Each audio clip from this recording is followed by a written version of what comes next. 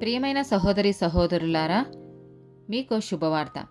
2025 సంవత్సరంలో మొత్తం 365 అంశాలను మీతో పంచుకోబోతున్నాము. జనవరి 1వ తేదీ నుండి ప్రతిరోజు ఒక అంశము మరియు దానికి సంబంధించిన వాక్యమును పంచుకుంటాము. దయచేసి ఆ వాక్యములను వినండి, ధ్యానించండి మరియు ఆశీర్వదించబడండి. దయచేసి సబ్స్క్రైబ్ చేయండి మరియు మీ స్నేహితులతో పంచుకోండి.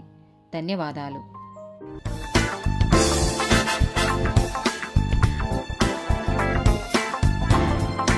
131st డే టాపిక్ తండ్రి లేని వారు. కీర్తనల గ్రంథము 68వ అధ్యాయము 5వ వచనము.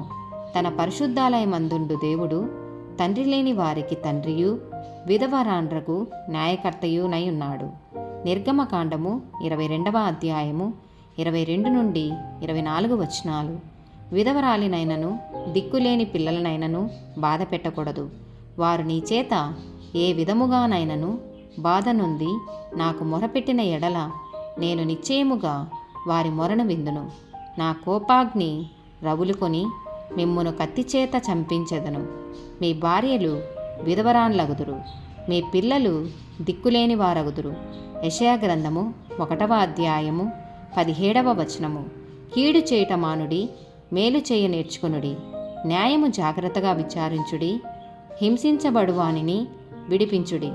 తండ్రి లేని వారికి న్యాయము తీర్చుడి, విధవరాలి పక్షముగా వాదించుడి. యాకోబు రాసిన పత్రిక 1వ అధ్యాయము 27వ వచనము. తండ్రి అయిన దేవుని ఎదుట పవిత్రమును నిష్కలంకమునైన భక్తి ఏదనగా దిక్కులేని పిల్లలను విధవరాండ్రను వారి ఇబ్బందిలో పరామర్శించుటయు, ఇహలోక మాలిన్యము తనకంటకుండా తన్ను తాను కాపాడుకొనుటయునే.